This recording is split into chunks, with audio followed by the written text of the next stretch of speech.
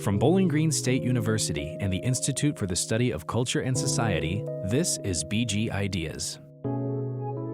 I'm going to show you this with a wonderful experiment. You're listening to the Big Ideas Podcast, a collaboration between the Institute for the Study of Culture and Society and the School of Media and Communication at Bowling Green State University. I'm Jolie Sheffer, Professor of English and American Culture Studies and the Director of ICS. As always, the opinions expressed on this podcast are those of the individuals involved and do not necessarily represent those of BGSU or its employees. Bowling Green State University and its campuses are situated in the Great Black Swamp and the Lower Great Lakes region. This land is the homeland of the Wyandot, Kickapoo, Miami, Potawatomi, Ottawa, and multiple other Indigenous tribal nations present and past who were forcibly removed to and from the area. We recognize these historical and contemporary ties in our efforts towards decolonizing history, and we thank the Indigenous individuals and communities who've been living and working on this land from time immemorial. Today I'm talking to Dr. Michaela Walsh, who joins us as an ICS faculty fellow in fall 2022 to talk about how COVID has impacted transnational Indigenous communities in the U.S. and Mexico. Michaela is an assistant professor in the Ethnic Studies Department here at BGSU. She teaches courses on gender and sexuality, race, representation, and culture in Latinx communities. She's also a member of La Conexión, a local nonprofit that advocates for the Latinx community in Northwest Ohio. Thanks for joining me today. Thank you so much, Jolie. Could you start by describing the research that you've been working on during your fellowship semester? Absolutely. So I was curious about how COVID impacted an Indigenous community 700 miles south of the U.S.-Mexico border in the state of Hidalgo. This community is known as the Hñähñu. And they're a small community. Their population fluctuates between 500 and 1,500 people, depending on migratory patterns within the community. About 80% of the community lives in the U.S. And so I was curious about this community's experience. The majority of the people who live in the U.S. are undocumented, and the majority of the people in the Pueblo will probably make a trip to the U.S. to join family, to look for work. And so given that this is an Indigenous community, their first language is not Spanish, but it's Hñähñu, also how they refer to their mother tongue. So I was curious as to the information they were receiving about COVID, given that their first language isn't Spanish. I was curious about what was happening with the community in the U.S., also given that their first language is not Spanish and that a majority don't navigate English very well. So I returned to this community that I lived in during my dissertation research. This community is interesting because they run a simulated border crossing experience 700 miles from the border, and they draw on their own migration histories and stories to perform for tourists what it's like to endeavor to cross the border. So I returned to this community virtually. I spoke with friends and members of the community on the phone and over social media and text messages to get a sense of how they were affected. One interesting thing I found out was that both in the U.S. as well as in Mexico, there was a real reluctance among them to get vaccinated. They were skeptical of the vaccine, in part because of their own distrust of the Mexican government, who has oppressed and violated them for centuries in one form or another. And so in part because of their distrust of the government and their fear that this would annihilate them, they chose not to vaccinate. Within the U.S., this community latched onto a conspiracy theory that these vaccines were ways of tracking them, that they were implants.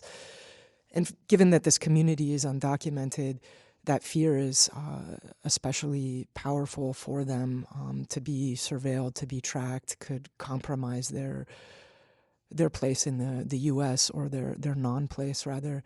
Similarly, given that migration is a rite of passage from this community into the U.S., the possibility of being traced or tracked would compromise their their chances of crossing.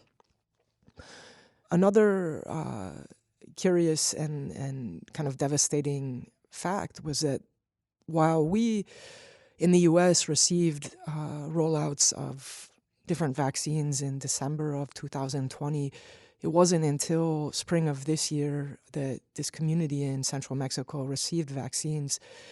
So given that they, hadn't had vaccines and that many were doing okay, though COVID did impact this community, many decided not to vaccinate if they hadn't become sick already. They feel there's no need to.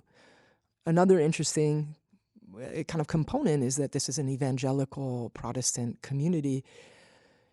This is a community where both within the pueblo as well as in the U.S., a real sense of community and identity is shared in temple.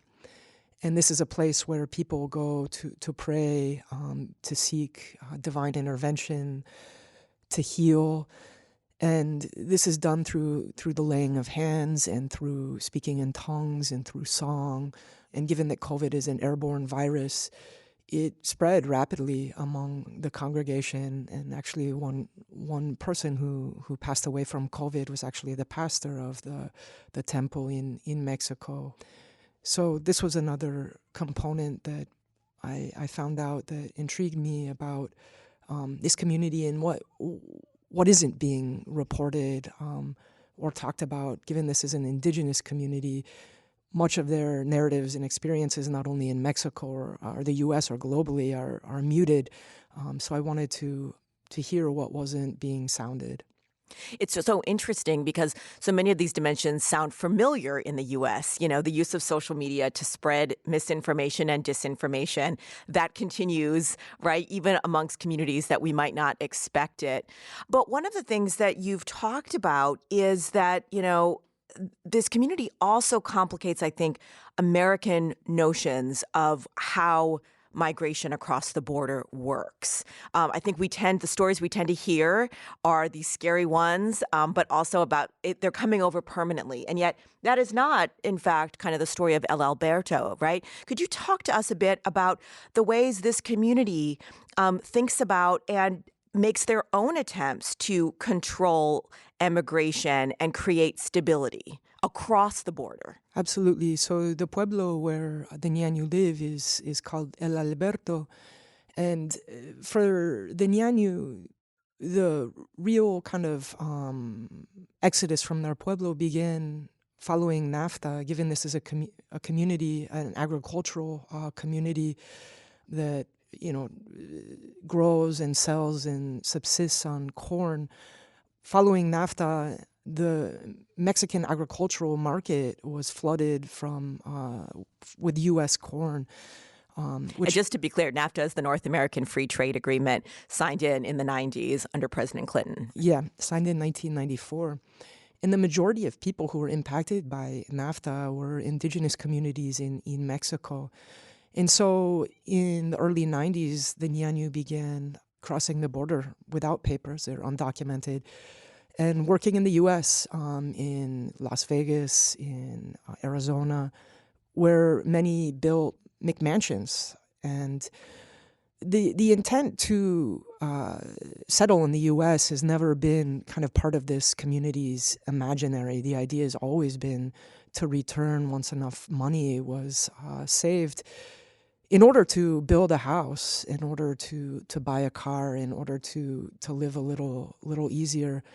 And so, interestingly, this community, the patterns of migration are recursive, and they traveled back to their pueblo with the blueprints of these buildings or these houses that they've built to build these kind of parallel homes in central Mexico, which is a little bizarre to see as you're walking through these pueblo roads.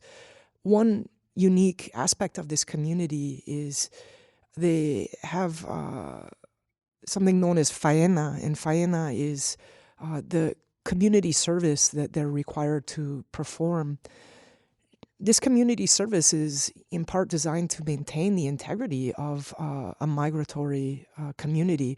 So every 7 years, they're required to perform between 1 to 3 years of unpaid community service, which requires their physical presence within the pueblo. And this is required of everyone who's over 18 and who isn't pursuing an education. And so if you think about people who have established lives and livelihoods within the U.S. from this community who have to perform this social service to maintain their citizenship, it becomes complicated it becomes complicated to think about leaving the U.S. and everything that you've established there, including a family that you might now have there. When you go back to the pueblo and you leave the U.S., you have to prepare to support whatever infrastructure you have to maintain it. But more than that, it becomes problematic after you complete the service if you don't have the legal right to be in the U.S. to try to traverse a militarized border in order to return. The community service is a condition of one's citizenship, which allows you to cultivate a piece of land, build a home on that piece of land. It gives you protections from the community, legal protections, fiscal protections. And most importantly, for the Hñähñu, it allows you to be buried on this sacred land. And that is one hallmark of belonging to this community. And so people actually make that sacrifice and return to the community in order to complete this service, and then they try to return to the U.S. Should I continue? Well, I just want to note that, it's really interesting here because you're not talking about citizenship in the way that we tend to think of it in the U.S., which is sort of authorized by the state. But it really is the community defining what the status of that is, what its rights are, and what the responsibilities are. So we're not talking about Mexico as a state. It's actually at the much more local level, right? Absolutely. It is at the local level.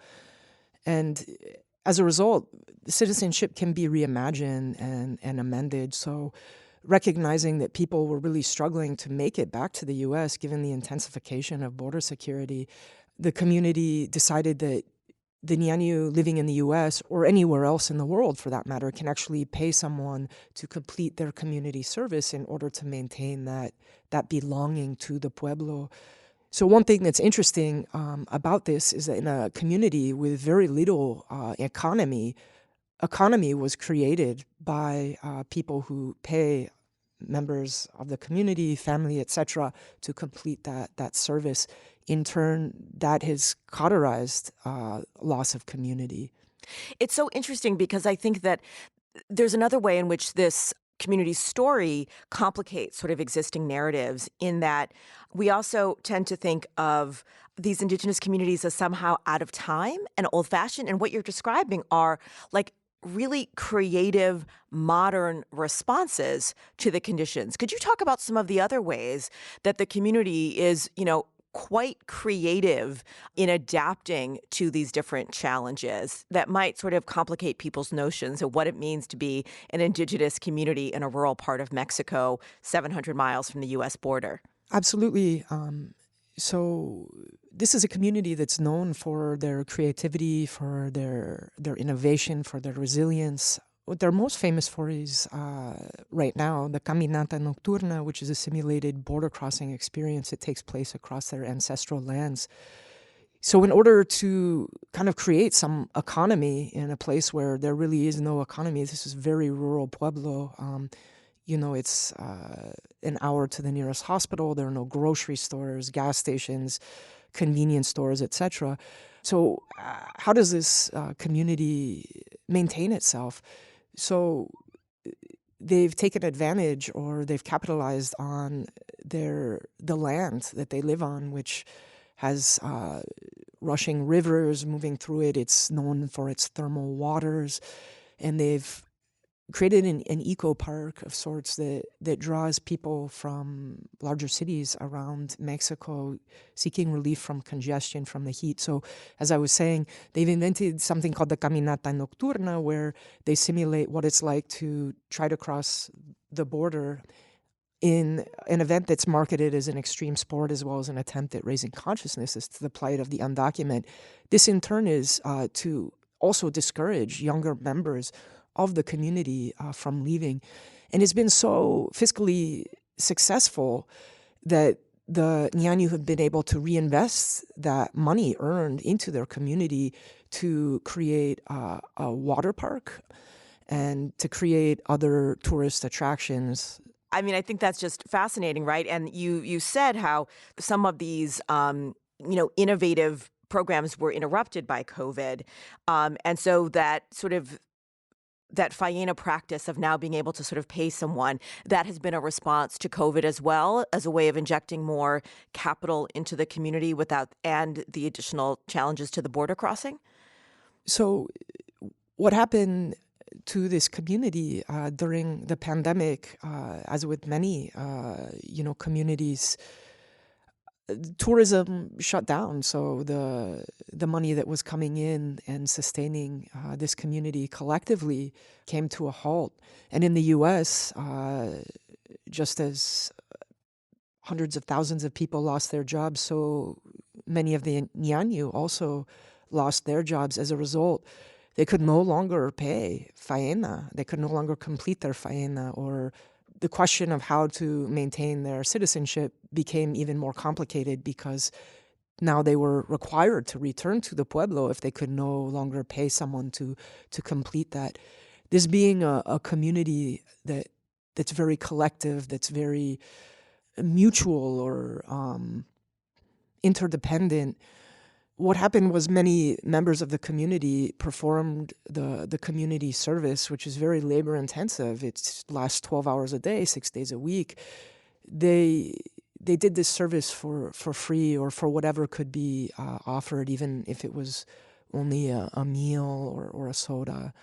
But during this time as well, many Hñähñu in the U.S., being enterprising, also started their own businesses in construction, in painting, in domestic capacities. In turn, they tried to help and buoy other members of their community. Mm. We're going to take a quick break. Thanks for listening to the Big Ideas podcast. Question. Answer. Discussion. If you are passionate about big ideas, consider sponsoring this program. To have your name or organization mentioned here, please contact us at ics@bgsu.edu. Hello and welcome back to the Big Ideas podcast. Today I'm talking with Dr. Michaela Walsh on how COVID has impacted transnational Indigenous communities and the impact of borders within these communities. Can you talk to us a bit about the challenges and opportunities that scholars face when wanting to work with communities like the Hñähñu, who may be small in number, remotely located, kind of across languages? Talk to us a bit about how you developed your own practice and any advice you might give to aspiring scholars. Thank you for that question. One thing that I'm troubled by in academia is how it can be almost extractivist. We're always in quest, it seems, for an article, a news story, something in order to bolster our own careers. And in that sense, the people who we write about or write on are exploited by us for our academic gains in our quest for tenure, for example. For me, this is troubling, and yet, as an aspiring scholar, I need to produce articles. And so my approach in terms of my own scholarship and research with this community has been a gentle one, and it's been a longitudinal one. I first arrived in El Alberto in 2007 or 2008. And here we are in 2022. This isn't a community that I entered and wrote a story about and then left. It's a community that I continue to return to. In this sense, my epistemological approach is embodied. It's one of proximity over objectivity, of what Dante Haraway calls a view from the body rather than a view from above. it also asks of us as academics an approach like this, that we listen, which requires that we be present and that we spend time with the people that we're trying to get to know and establish and cultivate friendships. That takes nurturing, it takes time, and it requires reciprocity. And so with this community, I've tried to be present and to be in touch, even when geographic distance kind of can forge or create greater distance. One other challenge, obviously, is language. While I speak Spanish, I am very limited in my Hñähñu, but trying to learn a language and trying to communicate in that language has also garnered or allowed me, I think, more respect from the community who sees that I'm at least trying. I wonder too, obviously COVID added additional challenges, but I wonder if it also created new conditions for that relationship, since this is a community that had to deal with distance amongst their members because of COVID and people not being able to travel back and forth as much. So do you think that COVID also functioned to, not that it functioned to connect, but that the very survival strategies they had developed with their own members also allowed you to continue your relationship across distance? Yeah, I think one thing that many of us experienced during COVID was our desire to be in closer touch, even with people we hadn't perhaps talked with for quite some time.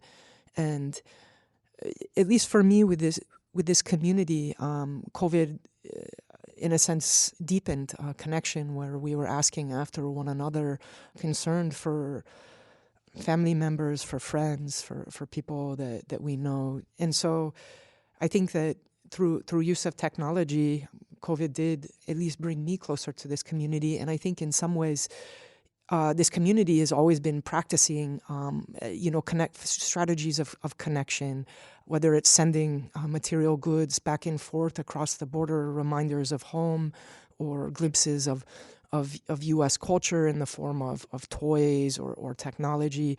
So that in some ways, the Hñähñu have always been performing what many of us learned more about in terms of how to stay in touch and be connected across space and time. Mm. You talked about kind of having an embodied approach in your, relations with this community and in your practice. Can you talk about kind of what that looks and sounds and feels like, as opposed to this sort of maybe dry scholarly approach that we think of as, studying through books or even interviews? How do you try and bring some of that embodiment and intimacy into the ways you interview, the ways you relate? I spend time in a place. Even before I was invited to live in this community, it was a community that I visited. I participated in the different events that this community hosts. I camped out, and I kind of got a sense of place and began talking to people. I would go to the same food stand every day, and I really loved the quesadillas that this one woman made, and it would turn out that she would become a good friend. And we began by bonding over food and discussion of mothers. And I think one component to an embodied approach that builds intimacy is a sense of whimsy. So I admired the way that she made tortillas from hand, massaging the masa and then slapping the tortilla and placing it on the comal or the griddle and watching it inflate. And I asked her to show me how to do this. And from there, a sense of trust or curiosity, of reciprocity as well. A seed of that was planted that gave way to more conversations and an unfolding eventually of a deep friendship. I think part of what you're showing in the way you talk about that is, patience is necessary, that this is not something that you can sort of go in, get what you need, and get out. I love the language of the unfolding, right? Because it's you don't know what will be the thing that opens the next chamber, right? Or that leads to the next question or possibility. Absolutely. All beginnings are fragile, and so it's important to tend to these beginnings so that they can grow. You've also, as part of your ICS fellowship, worked with local high school students as part of a community engagement project. Could you talk to us about kind of what you were doing and how you see this as connected with the kind of intellectual and community relations that you have with the Hñähñu and El Alberto? Sure. So during the pandemic, one issue was how to translate information about COVID to communities whose first language, say, isn't English or Spanish, given that there are over 60 indigenous languages in Mexico that are spoken with, and of those over 300 different variants of that language. How is information disseminated to these communities? And this question led me to think about the importance of accurate, accessible translation. And I thought, students in BG High School's Spanish courses could showcase their language skills by creating art. So I approached a Spanish teacher at BG High and asked if she would be interested in collaborating on a project where students could showcase their Spanish language skills as well as incorporate their artistic talents to create art that gave information about COVID, the importance of vaccinations, where to get vaccinated here in Bowling Green. There is a large Latinx population in Bowling Green, and so the idea was to create art and put it on display in public so that members of the community, members of the Latinx community could see bilingual messages that gave them important, accessible, not jargon-filled information about COVID. Your work outside of this project is also, you as a scholar are deeply interested in different modes of communication, right? I know this about you, that you are a creative writer as well as, an ethnographer. Could you talk to us about kind of how you see the interplay between kind of creative modes of expression, whether it's like students creating art or it's sort of writing in different modes outside of the kind of academic article form? Why and how is that an important part of your intellectual practice? I think the art is very connective, and even within the classroom at BG High, it was amazing to see students collaborating, the intimacy of thinking together to try to imagine a piece of art that also utilizes language to communicate a message. So in terms of art, in some sense it transcends language. It's accessible in a very sensorial, emotive way. And to pair the visual with language, it makes it even more powerful. For me, the merging of the poetic with the political is very, very corporeal, very visceral, and my hope is to infuse my language with art in a sense, in order to communicate to a broader audience, which is what students at BG High were trying to do in showcasing their Spanish, English skills, as well as incorporating their artistic talents. That project also had other dimensions in which, beyond them creating the work, you also created opportunities for them to show that to the public. Could you talk about kind of some of those spaces that you connected them with to really make sure that those visuals were seen by more than just the students in that class? Absolutely. So the Wood County Public Library, actually, if you go down there today, you can see student art on display in the foyer that's used to enter the library. It's a pretty heavily trafficked area. And so students' artwork is on display in the public library, which also not only allows a broader public to see these creations, but hopefully it draws the students to the library in turn to check out books. So it's a place that celebrates language. Here we are showcasing language. And then the other event where student art will be displayed is at BGSU's Arts X, which is a celebration of art from within the university, but also the community at large. The idea is to bridge community and university. With this, students are excited to participate in Arts X, to come to BGSU and see a little glimpse of university life and to participate in this. So hopefully it also turns them on to this space as a place that maybe they'd consider taking a course at or pursuing a major. What advice do you have for students or for community members who want to support immigrant communities, perhaps locally, but maybe also those that, many of them may have transnational ties to Mexico or other countries? What are some of the ways you would recommend they get involved? That's a great question. I'm thinking here in BG, La Conexión is a tremendous resource, and you can find them on Facebook. You can find them at their website. So La Conexión would be a great start for people interested in advocating for the local Latinx community here in Northwest Ohio. The Northwest Immigrant Rights group is also a great resource, and they partner with La Conexión. But beyond that, I think looking around locally, reading the paper, turning into the news, looking for cultural events. The Sofia Quintero Art and Cultural Center in Toledo, Ohio is a wonderful place that hosts classes, cooking classes, dance classes, art classes, and to begin to, I guess, take an embodied approach to learning about a community, and then from there, I imagine finding ways to connect deeper in a way that's more sustained. Is there anything else you would like to get to say before we conclude? I guess one thing this ICS fellowship, one thing that's wonderful about it, and one thing that's wonderful about it is I was able to connect with the Spanish teacher at BG High, and we have other kind of collaborations in the works.